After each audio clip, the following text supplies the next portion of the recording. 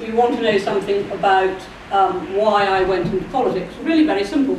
I went into politics to do two things. The first was to fight socialism. Now, when somebody says that today, the reaction of somebody of 18 is to blink a bit and say, hey, you what? But of course, when I had my first time vote, and 20 years after that, when I first came into Parliament, and indeed even for about a decade after that, the world was divided into two great conflicting ideologies, capitalism and communism. And there was a real battle for the future of the globe that was based on political ideas.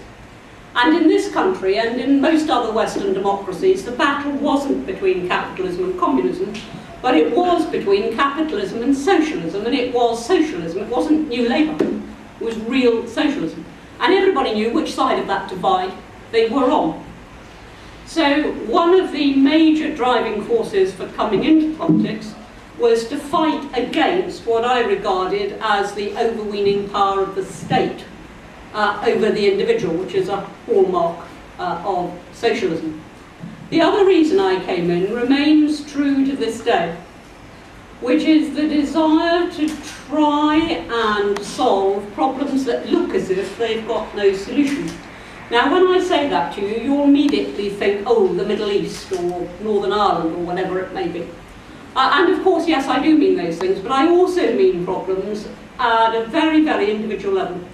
My greatest moment to date as a Member of Parliament didn't come in any front bench capacity. I was a minister at the time, but I was acting solely as a constituency MP when I got one of my constituents out of jail in Morocco, by which I mean I got him released. I didn't spring him from jail in Morocco. But by the time his wife had come to see me, he'd already been convicted and sentenced and had lost his appeal and was facing 9 years in a Moroccan jail for a crime that not even the Moroccans really believed he'd committed. And I thought, what am I supposed to do about this? I can't intervene in the system of justice in this country, never mind in somebody else's. But anyway, I went through all the usual routes, got absolutely nowhere, and then as the last throw of a very, very uncertain dice, I went out to Rabat, and I saw the King's Counsellor and the Interior Minister and the Justice Minister and anybody else I thought might help. And to cut what was a very long story short, the time did come when I was able to phone his wife and say to her, John's out, he's with the ambassador, he'll be home in 48 hours. And her reaction when she finally believed me, it did take her a bit to take it in because she'd got so used to hearing bad news, but her reaction when she finally believed me told me why it was that I'd become a Member of Parliament.